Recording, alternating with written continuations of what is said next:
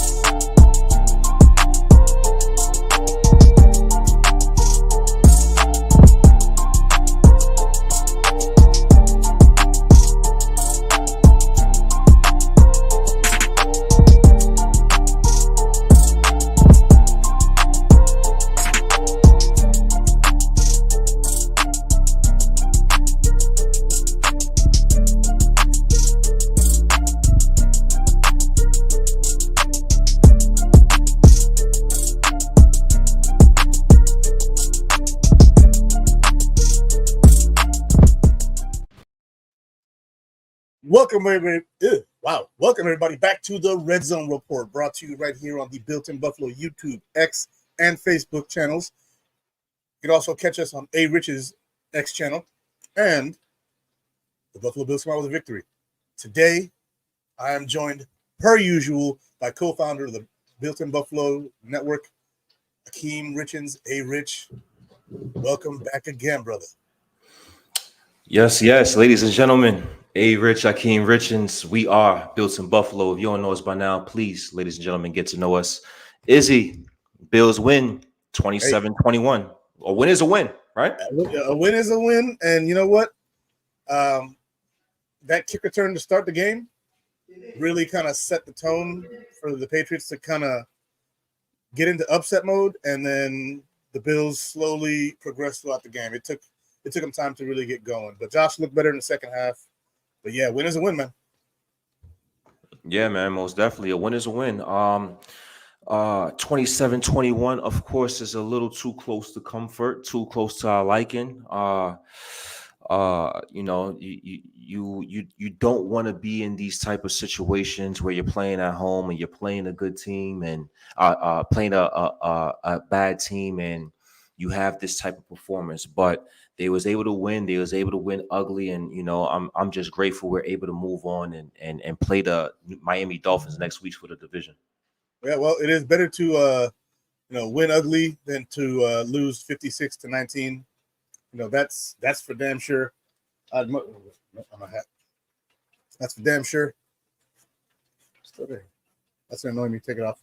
All right, but yeah, it's better to win ugly than to get your back blown out 56-19. That's just the fact of the matter. So, yeah, I'll take the ugly win. Better to win ugly than to lose pretty or whatever they say. Win is a win. We go to Miami next week for the division title, and they're going to be banged up in that game. They lost Bradley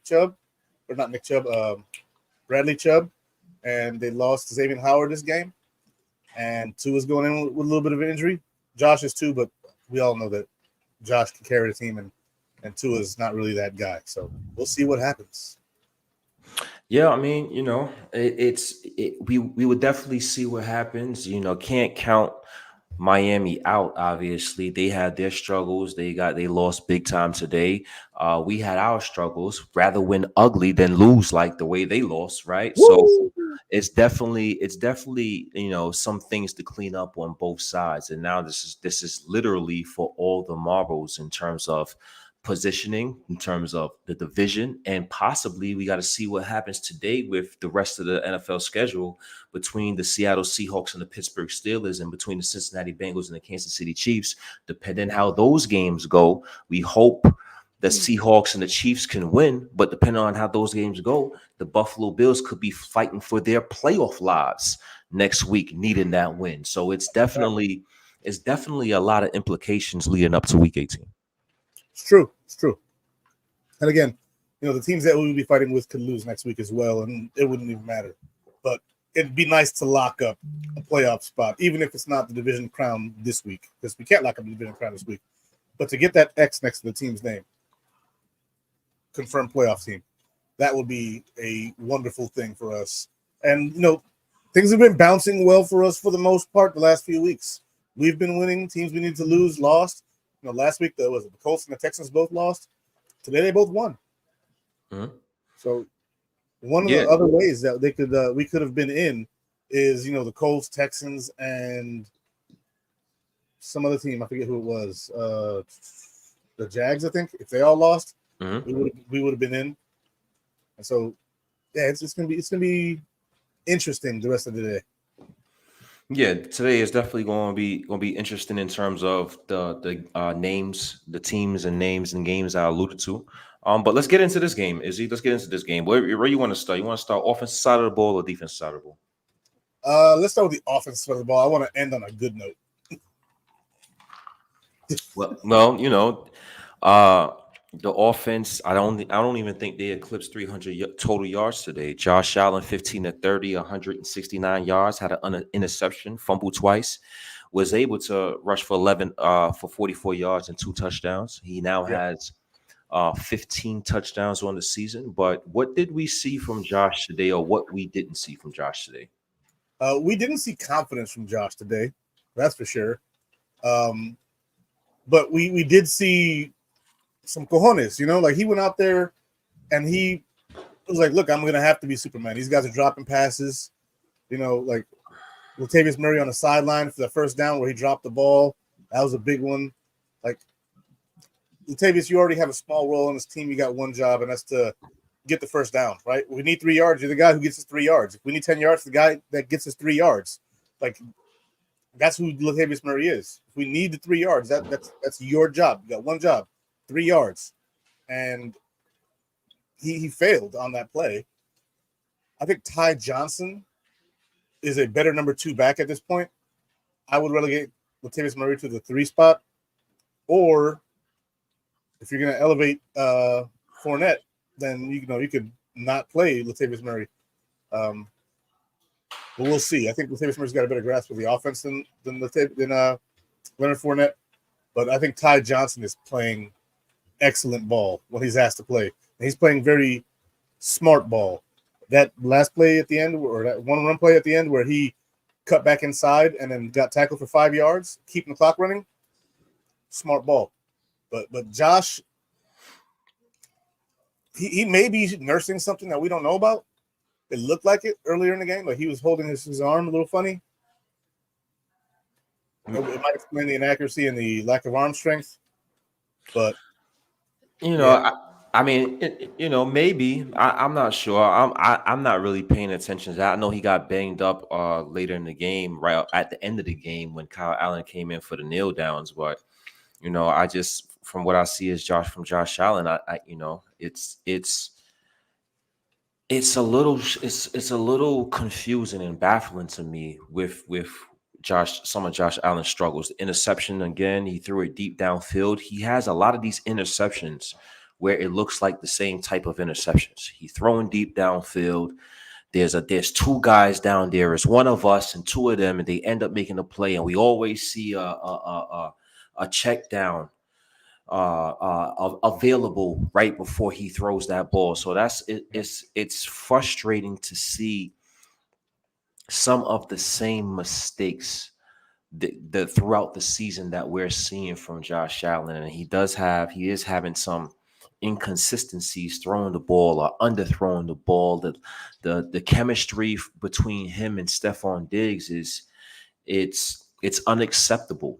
If I have to be quite honest, it's been a number of games, and if we want to go where we want to go in terms of making a long playoff run, Stephon Diggs is going to have to be a focal point. Stephon Diggs is going to have to be able to produce, and right now the chemistry with him and Josh Allen is indeed lacking, and I don't like the the recklessness he's continuing to have with the football. Okay, the first sack, you fumble the ball, fine. The second sack, when you just have the ball out there like a piece of bread, that, in my opinion, you can't do that. You have to be more cognizant of your surroundings and how you holding on to the football. So Josh Allen, he of course he came back. He made a great throw to Kincaid.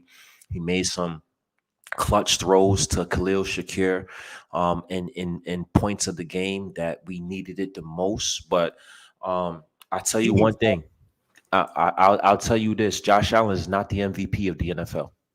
I know we've been having talks about that all week, and we've been trying to push that narrative in terms of 40 touchdowns 4 years in a row. I just seen Lamar Jackson go out there against an 11-4 Miami team and have three incompletions and 5 touchdowns. So, ladies and gentlemen, in my opinion, Lamar Jackson's the MVP. We have to hope we can get Josh right for the next game and hopefully beyond. My argument for that point is that Josh Allen did the same thing to those Dolphins. He had 5 touchdowns against the Dolphins too, and a slaughter against them. They did him like we did him. We just did him with one less touchdown because we don't trust Kyle Allen to throw the ball.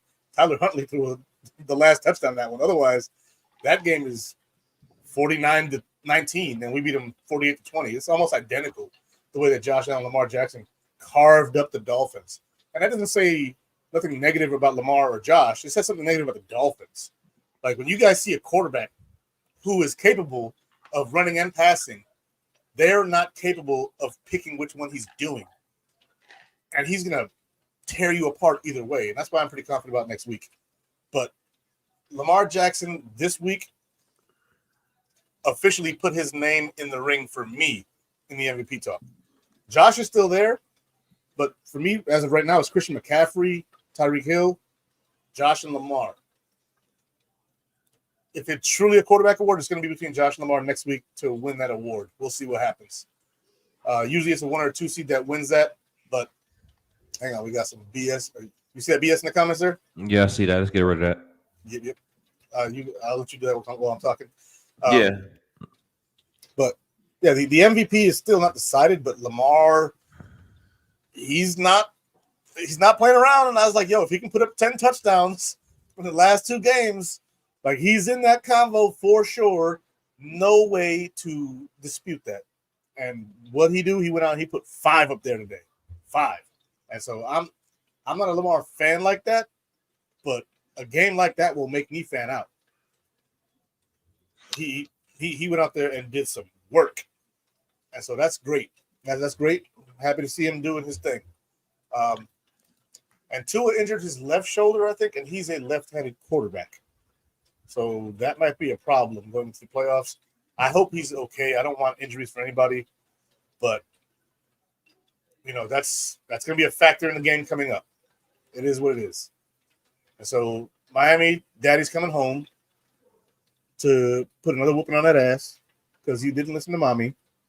And now you're in the position that you're in where you're 11-5 and the Bills are 10-6, and we just usually don't lose to y'all. We've lost you before, but it's been kind of a circumstantial thing. The circumstances are not in their favor. So I'm there with that. Yeah, man. So, once again, it's going to be a big game next week between the Miami Dolphins and the Buffalo Bills. It's definitely no denying that at all. What else you seen from this game today? On the offense? Offensively, defensively? So surprisingly, we were able to run fairly effectively on the Patriots. They're like the number 2 or number 1 rush defense in the NFL, and we put up 127 yards on the ground. Some of that was Josh. James Cook, the best runner on the team today was Ty Johnson. But, we were able to get an effective running game going in order to eat some clock and get out of there. And so I'm happy that we are able to run the ball when we need to run the ball to salt these games away, because that's really what saved it at the end of the game, was just being able to eat that clock, get that first down, and then take the knees. Right, man. And Big W for the Buffalo Bills. Dalton Kincaid, he had his coming out party, so to speak, in terms of his route running. I always thought that he was running these short to intermediate routes, and I wanted to see him use or implement more of the route tree and go deeper on passer routes like we see a Sam Laporta do for the Detroit Lions. And I think that Joe Brady dialed up some of those shots for Dalton Kincaid today, and Josh Allen was able to hit on one of those. So that was something that I appreciated seeing, because ever since Dawson Knox came back from injury, Dalton Kincaid seemed kind of out of place in terms of, okay, how can we implement both tight ends in this system together where it can be able to work? And they wanted to throw in Dawson Knox and had him be part of the offense. But in my opinion, Dalton Kincaid is the overall better receiver, the overall better player, and possess better hands. And he's a first round pick for a reason. And he needs to get back as terms of being the focal point of the Buffalo Bills offense, along with Stephon Diggs and James Cook. And today I thought the chemistry between Dalton Kincaid and Josh Allen was pretty impressive. And I also like, even though you're not going to see much of it in the stat sheet in terms of statistical numbers, 4 receptions, 26 yards, but Khalil Shakir, he's starting to become a reliable target. That was Diggs. That was Diggs. What was Diggs?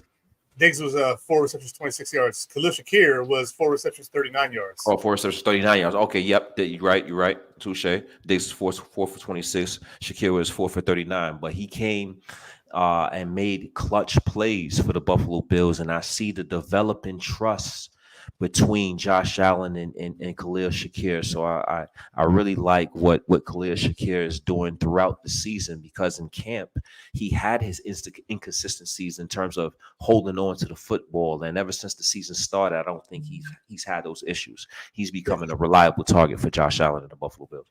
I think he's got 2 drops on the season so far. He caught every ball thrown his way today. Diggs didn't put up a big stat line, but everything he caught was a first down. Everything Diggs caught was a first down. So Diggs may not be getting the wide open, tearing up your defense thing, but they're taking Diggs away. A lot of teams are doing that. And, they're blanking him with their number 1 corner, and a safety's usually nearby, or whatever the route concept is not necessarily working for him. But when we need the first down, they're going to Diggs, and he's getting the first downs. So I'm good with that, so long as somebody else eats. And today that was Dalton Kincaid and Khalil Shakir. I need to see more of Shakir, though. I need them to game plan Shakir to game more. Gabe had a couple of catches. That's nice. Shakir and Kincaid, to me, seem to be the future of this offense. I like it. I think they're both developing as assets and as solid blue chip pieces potentially for the Buffalo Bills offense, and they still have to grow, continue to develop and improve, and hopefully they continue. Yep, and hopefully they can continue to do so this season. This playoffs, continue to grow, continue to develop and build that chemistry, camaraderie, and trust between receivers and quarterback. One thing about Khalil Shakir that I saw a video this week, he did an interview on the Buffalo Bills YouTube channel and talked about his home life, like how he conducts himself at his house. He is a homebody. He's not a party animal. He's recently married. His dad was a Marine. Thank you for your service, Mr. Shakir. And he is a person who is very disciplined in how he lives his life outside of the field. And so that seems to be translating onto the practice field and onto the NFL field, which to me is huge. Khalil Shakir is using that lifestyle that he was brought up in to, go out there and do what they had to do. And he's another first down machine. So I like that they're using Dalton Kincaid down the field a little bit more this game. And, Diggs and Shakir and Davis to get the first downs. But I think we need to mix it up a little bit more. Now you spoke about, mixing it up a little bit more. And the person that is in charge of mixing it up more is the offensive coordinator, Joe Brady. What are your thoughts on how the offense looked today, or how the system was run today? Did you like what you see from the Buffalo Bills offense? Now, of course, players have to catch the ball. Players got to hold on to the ball. But as far as play calls, um, the time certain play calls was called, how did you feel about the Joe Brady offense this afternoon? So it's hard to complain about 17 or 27 points scored, but really only 20 were scored on offense. 7 was Rasul Douglas. Mm-hmm. So I think that they were efficient, but they were not. They didn't pass the eye test. The eye test was failed today. And that first half was atrocious. They looked a lot better in the second half. And if the first half and the second half were similar, I don't think this game's close. Right? And the second half wasn't great either. But it was more effective. It was more efficient. It was clean. The first half was not. The first half, Josh, was what? 2 of 11 through the air? Horrible. 3 of 12. It was not good. I know he was 2 horrible. of 11 at one point in time. He greatly improved that because of the second half. Mm-hmm. If the first and second half are the same for the offense, I got no complaints. Okay, it's the Patriots. They play us well every time on defense. Last year we blew them out, but that's because we had 2 massive kick returns for touchdowns by Naeem Hines. We beat them, 33-19 or something like that? Something like that. There were 2 massive scores there, and if those 2 don't go for touchdowns, we're below that. Not saying that we wouldn't have scored in those drives, but if we don't score in those drives and those touchdown returns don't go through, then we lose that game. So we got to give credit to New England, but the offense did not pass the eye test today at all. I still want to see more from Joe Brady. I'm not sure if now if you ask me now, if you ask me right now, hey, should we take the interim tag off of Joe Brady as an offensive coordinator and make him the offensive coordinator? I would say I'm not sure. I still think I need to see more from Joe Brady before I can make that decision. I like what he's done. He gave the Buffalo Bills a boost on the offensive side of the ball. He was able to provide explosive plays and do a lot of good things. But as of late, it seems as if it's a little harder to score or stay consistent. So I would definitely have to see more of Joe Brady. I think he has to now figure out how we can get Stephon Diggs back to Stephon Diggs type performances and levels that we're accustomed to seeing. And that's um, up to Diggs, up to Josh Allen, but part of that responsibility goes to Joe Brady as well. So I need to see more from Joe Brady. He has these, I appreciate the fact that he throws these screens, but sometimes these screens look a bit too predictable to me. And I just want to see, more adjustments made. I'm not a fan. We have Latavius Murray should have caught that ball on third down. I think he had a drop, but it was like 4 drops in the first half. And yeah, but in my opinion, I would say, why is Latavius Murray in the game in that situation? James Cook should be in the game in that situation, but he had a drop earlier in the game as well. So, these players, we have to catch the football. We have to catch the football first and foremost. But I would like to see Joe Brady make our star player more of a focal point, or find ways to get him the ball, get him more involved. I know they're trying, but again, it's a lot of short passing concepts that's getting Stephon Diggs the ball, the little screen, these little hitch routes. We need to expand on that. We need to compound on that and develop the route tree again with Stephon Diggs so he can get back to doing Stephon Diggs type things. And it's not all him, right? It's not all Joe Brady. Josh Allen has to be able to connect when he's targeting Stephon Diggs. You can't overthrow or underthrow. You have to be able to connect and hit your number one receiver. So, it's definitely a group effort, but I would like to see my offensive coordinator make that effort to get the number one receiver more involved within the offense. Heck yeah. I agree 100% with everything you said there. Before we continue, introduce you guys to my handsome young son. All right, go ahead, buddy. Helping me out over here, doing stuff on the side. But Josh Allen needs to connect with his receivers better. Stephon Diggs and him, like you said, their chemistry is kind of off. He hasn't had a 100-yard game in 9 games now? 10 games? 10 games. He's got 1,000 yards already, and he hasn't had a 100-yard game in like 10 games. Right. Where did those 1,000 yards come from? Like that, you think in the first 5 games he had 800 yards? He was on pace. At one point he was on pace for 1,700 yards receiving.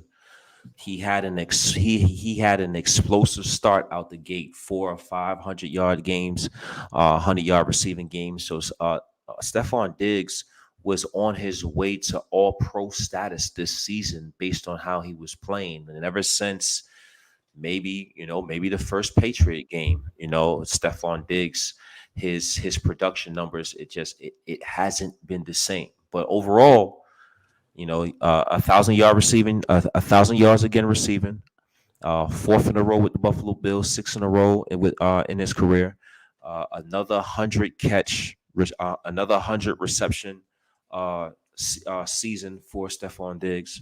So overall, when you look at the totality in his season, he's still possessing those numbers, but the lows that him and Josh Allen have at times, you wonder if they didn't have those lows, how the numbers could look then, right? Because he in my opinion, Stephon Diggs could have easily had 15, 16, 1,700 yards this season, but for whatever reason, by now, yeah, he could be on a Tyreek pace right now if he continued that streak. Yeah, but he's not. And the crazy thing is, it feels like a Gabe Davis season almost. It doesn't feel like a Diggs season. It feels like a Gabe Davis season where he has like a few big games and then kind of tails off. It feels like that. And that's not good for your number one receiver. For your number two receiver, okay, it's been fine for a while. Hasn't got you to a Super Bowl yet, but it's been fine for a while. 850 yards, 7 touchdowns a year for Gabe. That's fine. Diggs has been putting up 1,500, 1,400. I'm not sure what is going on, but the Bills, like you said, they may need to address the offensive coordinator spot. I was very pro give Joe Brady the job now 2 weeks ago. As of right now, he's got to prove it next week and in the playoffs. You got to prove it next week and in the playoffs. If we're not in the playoffs, then all bets are off. God forbid. God forbid, but if we're not in the playoffs, because the offense stinks next week, I mean, all bets are off. All jobs are on the table below McDermott's. That's reality because he's not going to be fine. Right. We all know he's not. So, and he's interim OC. So they may be like, all right, well, we're going to go find somebody who's going to run a system that's going to be more conducive to Josh because this system is not working. And we have Charlie in the comments here. I haven't seen him in a while. Josh Allen's been playing like poop. And yes, he has. He has the last 2 weeks played like poop. And so, yeah, I think we've beaten the offense's ass enough. Yeah. So we got to put across. So let me ask you a question. Yeah. I have a name for you, and you're gonna let me know if you are aware of the name, and then you're gonna let me know your thoughts on this particular situation. You ready? Okay. Yep. Matthew Smiley. Bills special teams coordinator needs to be gone after this year. Done with them. Done with him. Special teams have been horrendous. Get him out of here. The return game has been garbage too. Get him and Hardy out of here. I'm also done with Saran Matakevich too. Yeah, it's time to punt on that crap. Pun intended. That's funny. Yeah, Matthew Smiley. I haven't been particularly impressed with the Buffalo Bills special teams at all this season. Starting from the first game of the season where we lost on a punt return to the New York Jets. So and to start this game in this magnitude and to give up a kick return for a touchdown on the opening play of the game is another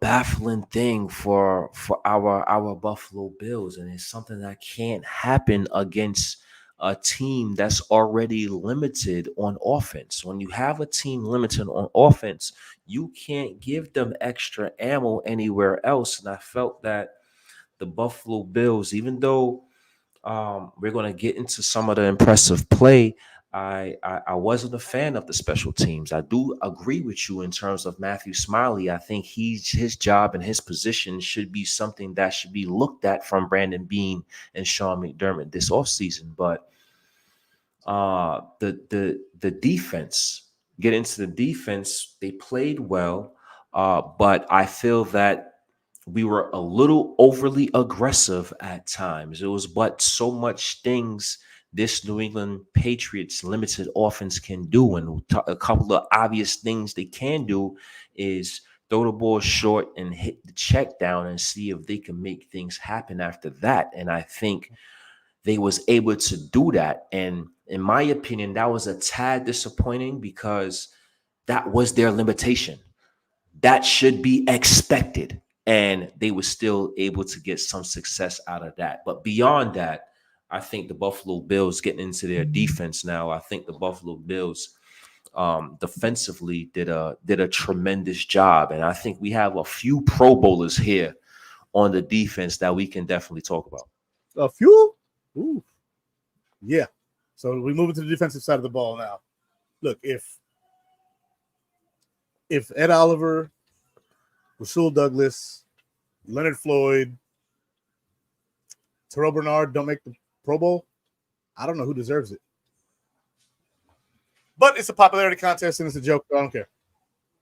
Yeah, in terms of Pro Bowl, at the edge rush, at defensive end, it's going to be a little harder for a guy like Floyd when you have, Max Crosby's and Myles Garrett's, those premium kind of players. But, Terrell Bernard, 10 tackles, 8 solo, 2 sacks. I think he's playing like a Pro Bowl caliber middle linebacker, and he's basically come out of nowhere, right? Terrell Bernard went from, why the hell did Brandon Beane draft this guy? He was viewed as a 5th round pick in the scouting reports. He was a big reach for the Buffalo Bills if you're looking at, the reports. And he went from that to now a staple in the Buffalo Bills defense. And I love Terrell Bernard and how Sean McDermott uses him. He's aggressive with him. Went in there and got 2 sacks. He knows how to cover. He's heady. He's smart. He is a good tackler. Of course, are there opportunities to be had in his game? Yes, there are opportunities to be had in his game in terms of things he can improve on. But overall, being a first-year middle linebacker and your second year is what he's doing is pretty damn impressive, man. And I love what I see from Terrell Bernard, and I can't wait to get him back next to Matt Milano. I'm going to piggyback off you with Terrell Bernard there. I mentioned Khalil Shakir having an interview earlier this week where he talked about his home life. Mm-hmm. One of the questions he was asked was, who on the team watches the most film? And his answer was Terrell Bernard. Terrell Bernard he's a student of the game, which really lets you know why he's usually in the right place at the right time. Mm-hmm. When it comes down to knowing what they're doing based on their formation, their shifts, their motions, who's in what spot, which directions the quarterback is looking, the calls the quarterback is making, he is knowledgeable of what they're doing before they do it a lot of the times, and that's what puts him in position for the interceptions, for the forced fumbles, for the sacks, for all the things he's doing. And we're noticing the work he's doing and the study he's doing because he loves this shit. He really does, according to his teammates, not just according to him and not according to what we see and journalists. His teammates are like, no, that dude watches all the film. Mm-hmm. He knows where people are going to be. He knows where he can shift around and get into a small cut and force the quarterback to do something or force the running back into a dangerous position where they're going to lose yardage rather than get it, even if he's not the guy making the hit.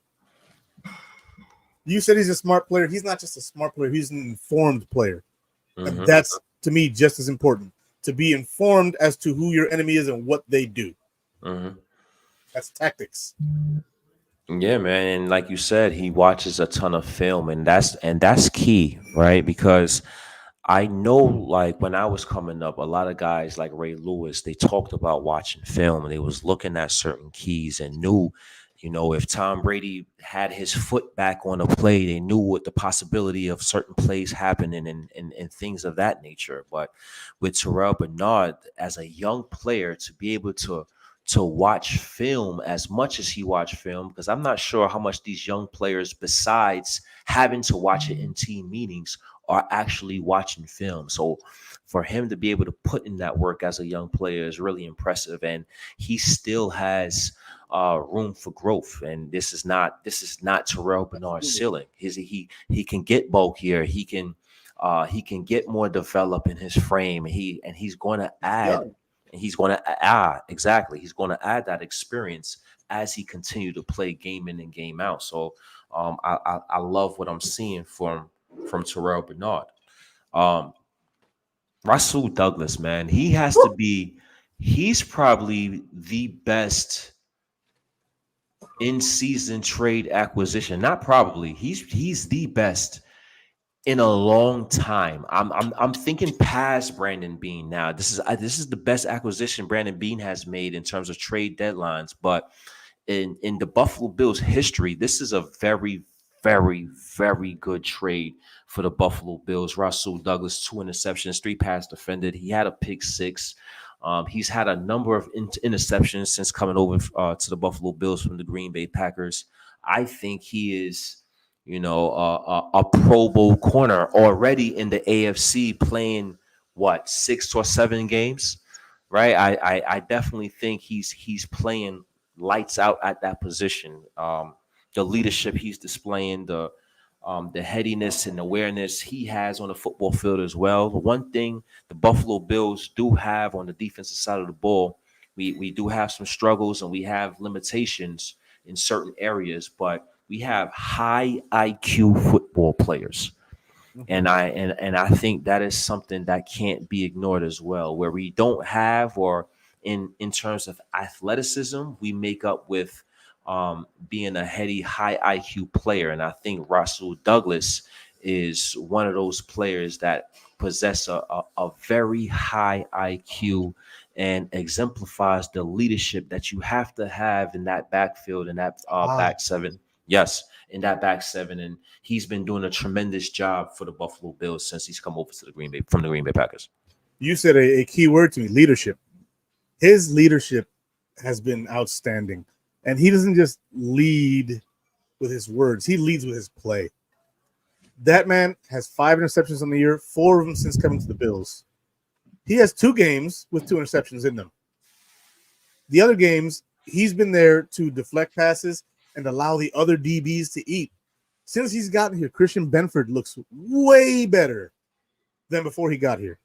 Since he got here, Taron Johnson is playing way better than before he got here. The safeties appear to have less need to do more, which means that Micah Hyde and Jordan Poyer are looking better than before Rasul Douglas got here. He's affecting the players around him in a positive way. He is letting them know, I don't necessarily need you to have me, but when I do, be there. But he's making the players around him better. He's making the players around him better. That, to me, is the key there. And you said leadership, and that really struck me when you said that, because it's clear to see the difference between the way the back half of the defense is playing since he's gotten here from before that. Because we were losing these close games before that, and we've been winning them since. Right. Rasul Douglas is a steal of a trade. We gave up a third, and we got Rasul Douglas and a fifth back. We didn't really lose a pick. We just moved back to get him. Mm-hmm. All day, every day. Do it again. Mm-hmm. Yeah, definitely one of the best trade in-season trade of the Brandon Beane era, and we're talking about great moves from Brandon Beane. I have to give him credit for yet another great move. Last year, this time, I didn't know if Ed Oliver would be a Buffalo Bill. He had that impending free agency. We didn't know. We wasn't necessarily upset with his play, but being a ninth overall pick, he didn't dominate as consistently as we thought he should. And because of that, his status was up in the air. And lo and behold, Brandon Beane said, you know what? Let me go ahead and sign our guy, because the best is yet to come from Ed Oliver. And this contract right now from Ed Oliver looks like a steal. He is producing, in my opinion, at an all-pro level. Now, coming into the season, I probably would have had a Quinnen Williams ahead of Ed Oliver. I probably would have had a Christian Wilkins from the Miami Dolphins in front of Ed Oliver. But right now, in the AFC, besides maybe Chris Jones of the Kansas City Chiefs, I don't know, who's playing better at defensive tackle in the AFC than Ed Oliver. And in my opinion, he's an all-pro kind of player. He's having that type of all-pro season. He's impacting games. He's making big plays. He's the guy that's now stepping up to make those big plays when we need a big play made. Who's going to make a play on this defense when we need it made? And Ed Oliver said, you know what? I'm that guy. I will be that guy to make the play. And he stepped up and answered the bell all season long. He's been consistent all season long. And Ed Oliver, man, if he's not an all-pro player, I don't care, first team, second team, whatever, but he's an all-pro caliber player in this 2023 season for the Buffalo Bills. Ed Oliver after today has 9.5 sacks on the season. That's the most from a defensive tackle that we've had since Kyle Williams and Marcel Darius. Ed Oliver has become what we hoped he would be when we drafted him in 2019.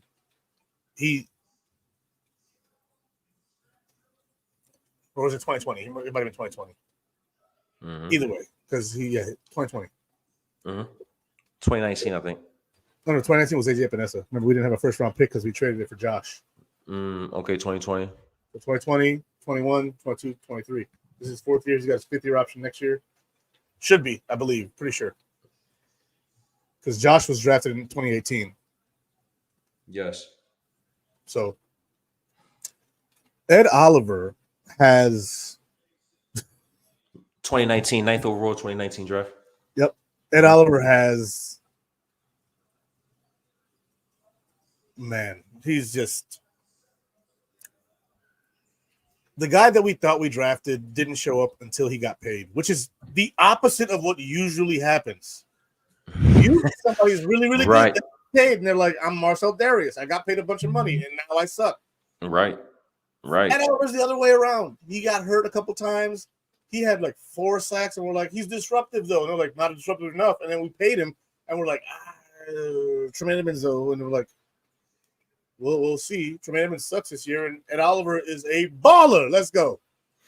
So, and it was more about, social media is the wave right now, right? Social media has taken over this generation and this current state that we're in. And Ed Oliver heard the noise. Ed Oliver heard, hey man, you not real. You all right, but you not real. You know,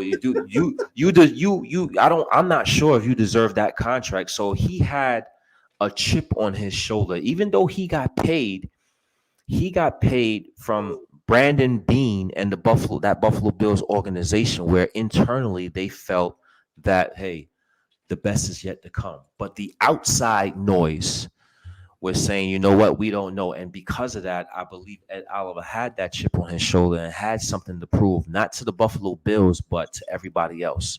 And he's definitely proved it this season.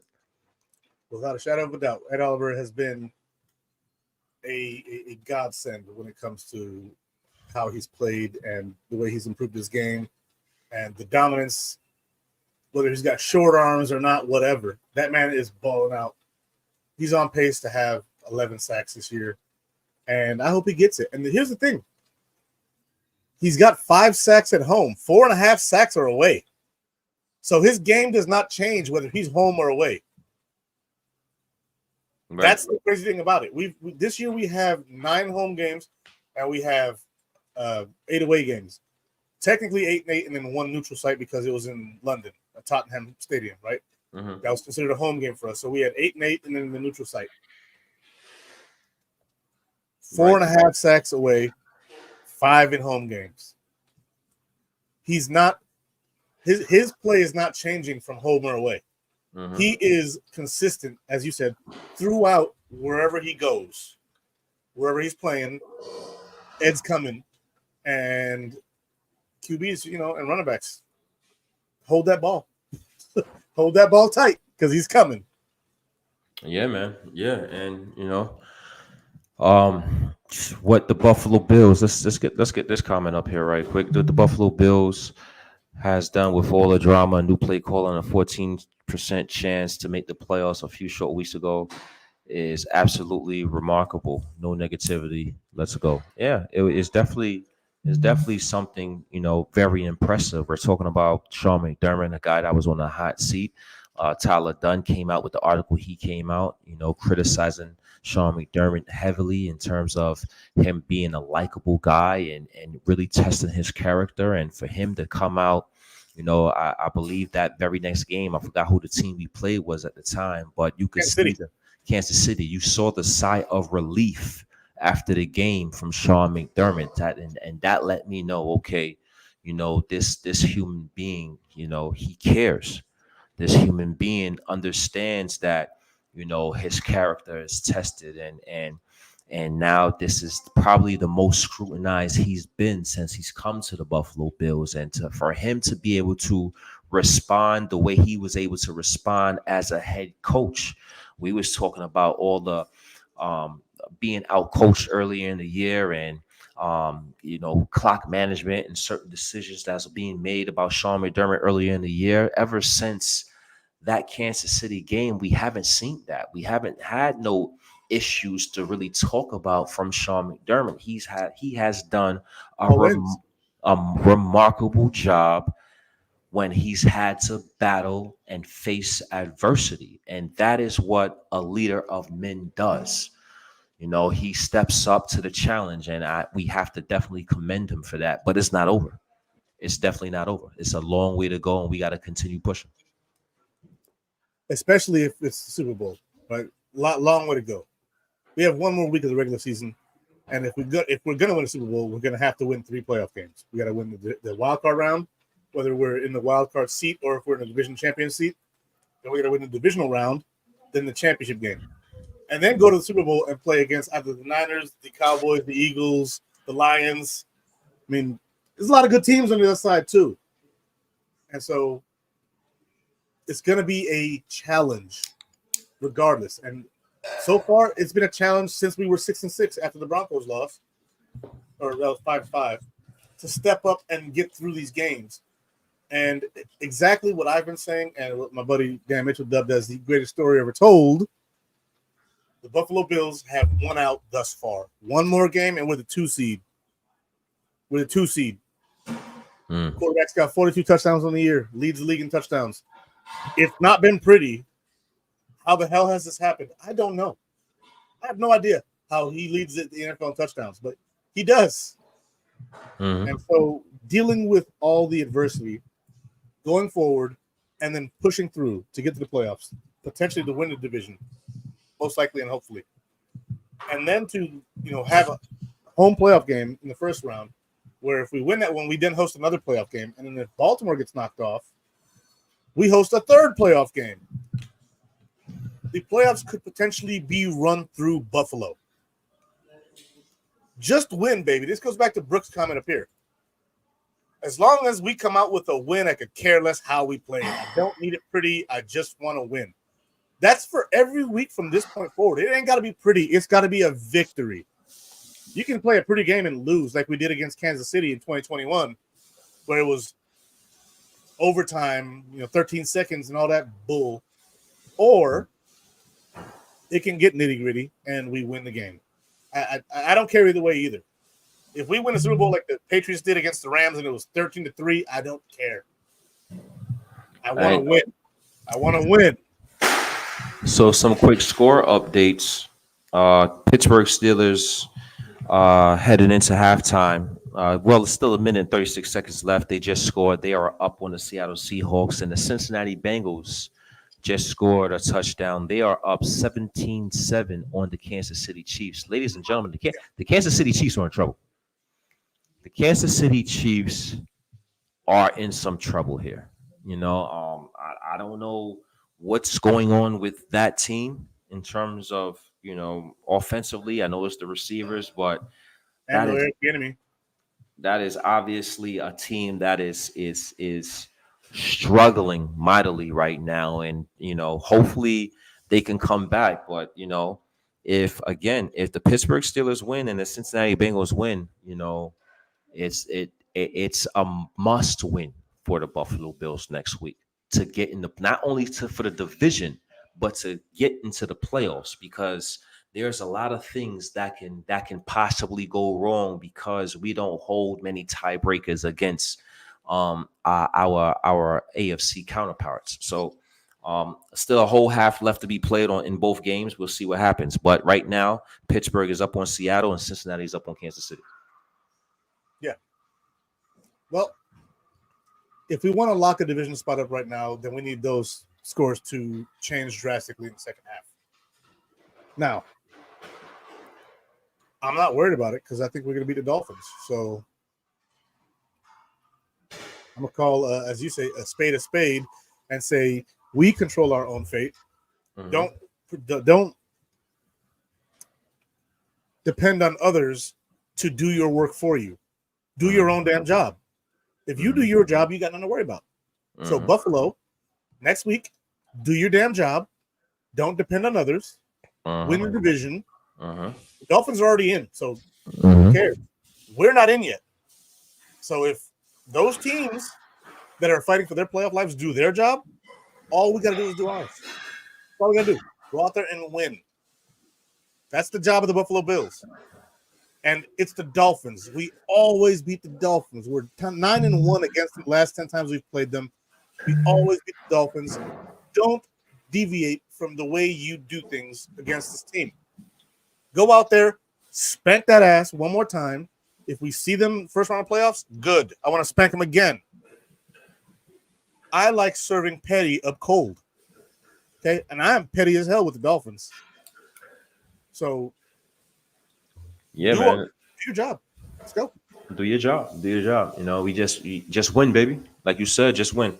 And, next week is going to be for all the marbles against the Dolphins. And, in Miami, I think Bills fans will travel well for that game. I think Miami fans will travel well because it's the Bills. And it should be fun to watch. It should be fun to watch. See, Bills fans do travel well, but we're also all over the place too. So there's a ton of Bills fans in Orlando. So a lot of us ain't gonna travel that far, But the Bills fans that do travel from Buffalo, like Pinto Ron and all those guys, the super fans, we're going to fill that stadium. Hard Rock is almost never filled with Dolphins fans. Let's be clear about that. And it's not September. The sun will not be cooking whoever's on the opposite sideline. It's going to be a nice 80 degrees. Mm-hmm. Sun's going to be shining. They're going to be cold, and we're going to be warm. So, I'm petty with the Dolphins. I will talk all the junk in the world until they beat us. So that's fine. I'm just we're on the Dolphins now. So now that the hatred in me kind of bubbles up. No, I get it. I get it. Ladies and gentlemen, Rich, Akeem Richards, Izzy, the Bills defeat the Patriots by the score of 27-21. Moving on to a big Week 18 game for the AFC East title and perhaps a division, a playoff spot for the Buffalo Bills. Izzy, what else we got? We talk special teams, talk defense, talk offense.